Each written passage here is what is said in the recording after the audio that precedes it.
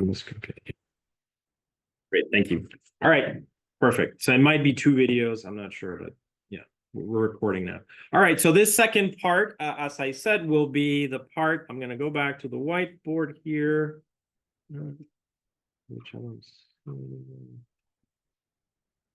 here we are. So new whiteboard. So we're continuing our discussion of DES. We just concluded our discussion of the Feistel network, and now we're going to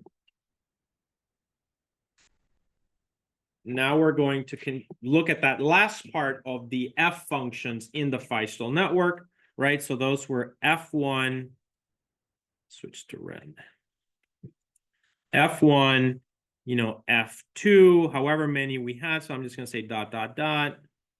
Fn, right? So what are they? And you will see they're basically just a simple concept that maps n bits to n bits.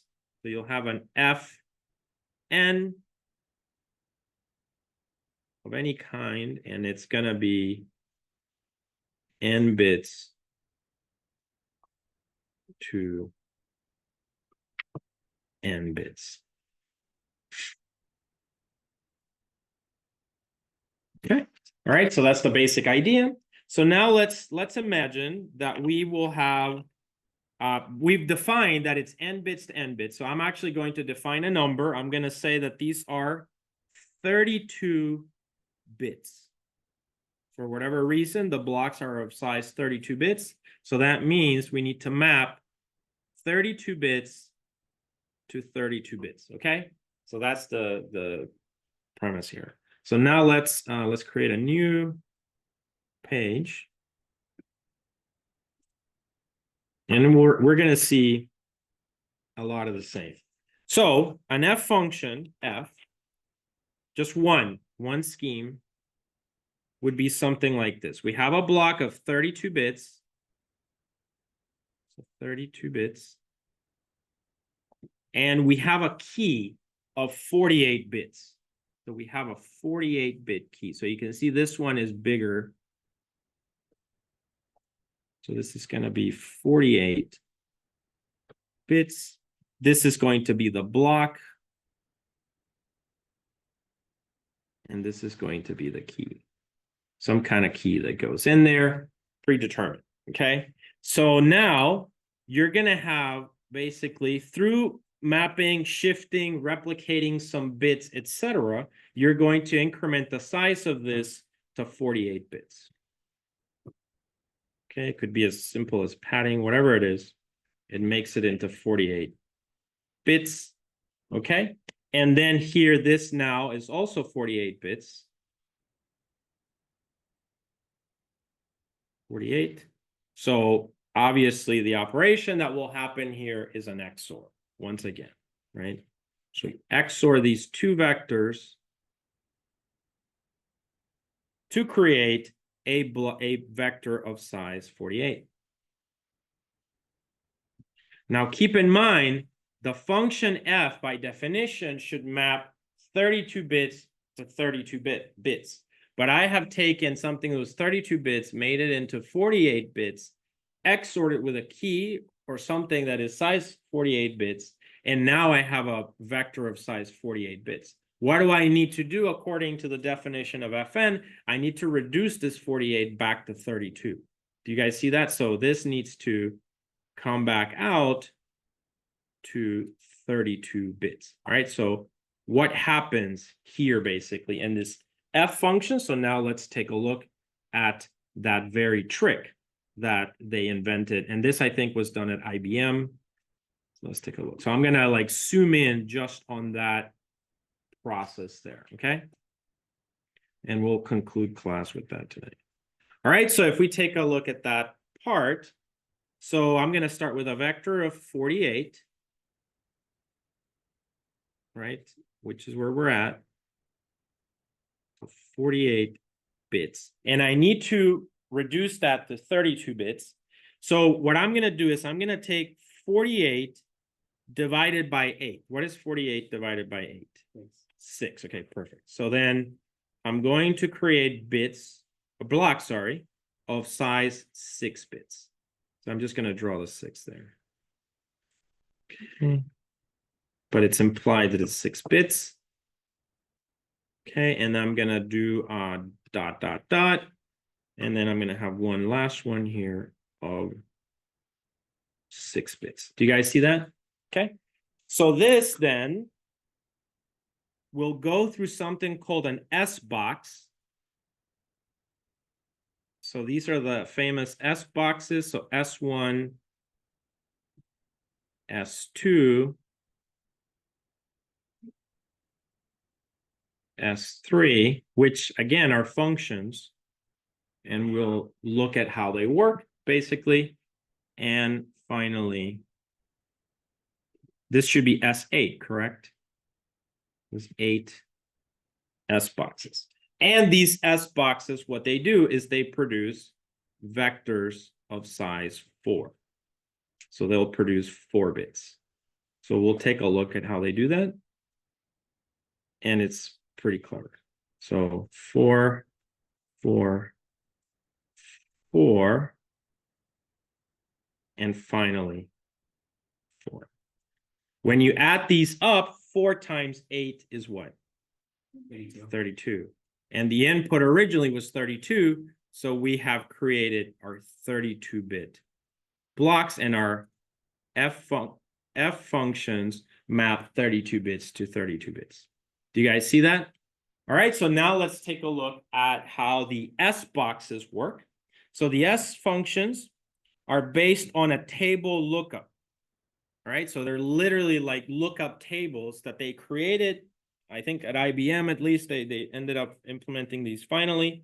And great detail went into creating these tables. All right, so I'll give you an example of these S boxes and how they work for the DES algorithm. Now let's take a look over here.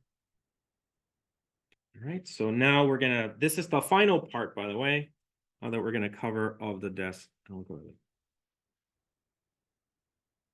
S boxes are basically these lookup tables. So they're functions that will map, as I define, sequences of bits, zeros and ones of size 6 to sequences of bits of size 4. Okay, so I'll create one table basically. So the table is like this.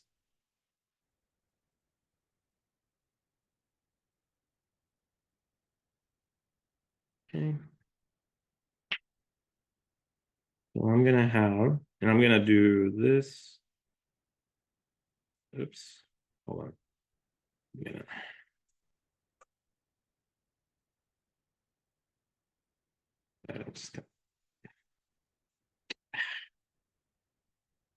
give me a second.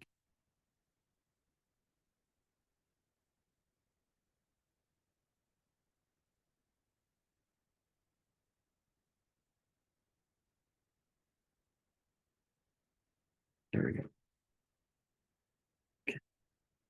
All right, so let me do this with this thing. All right, so it should be like that.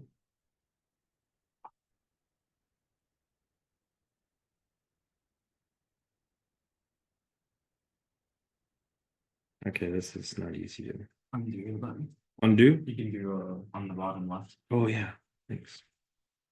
I'm just gonna draw it. I'm sorry. I think I'm having a really hard time using it.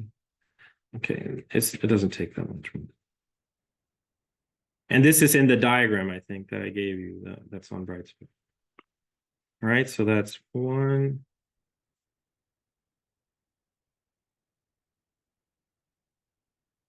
I have 5 rows, 2 rows,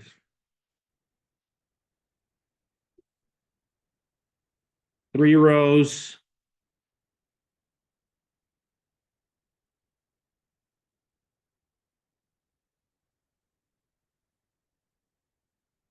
5 rows. There we go. And then I need 1, 2, 3, 4, 5 columns, I think.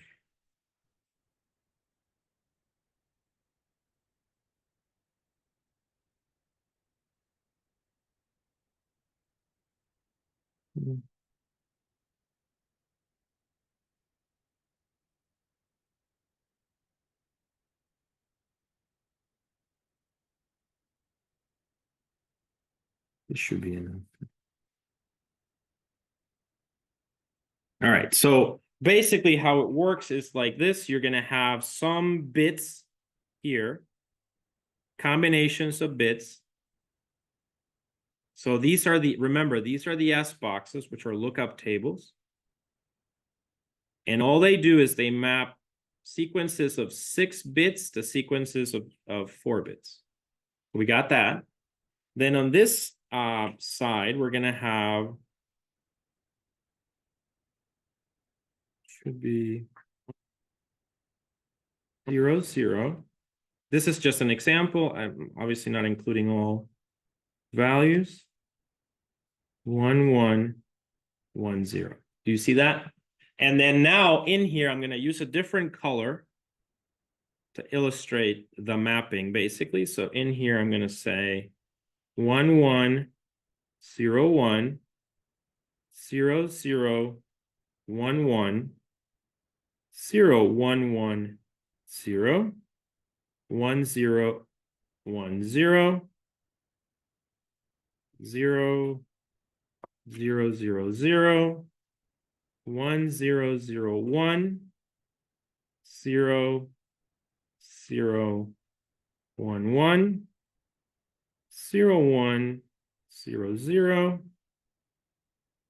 1, 1, 1, 0, 1, 0, 0, 0, 4 zeros, and 0, 1, 0, 0.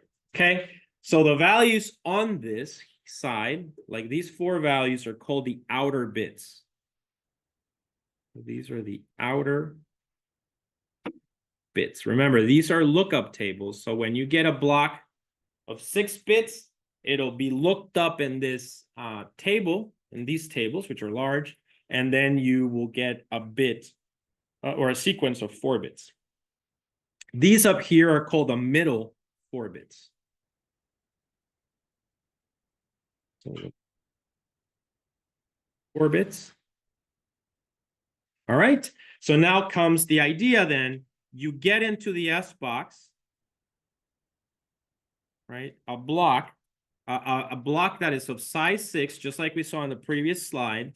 And it was 0, 1, 1, 0, 1, 1.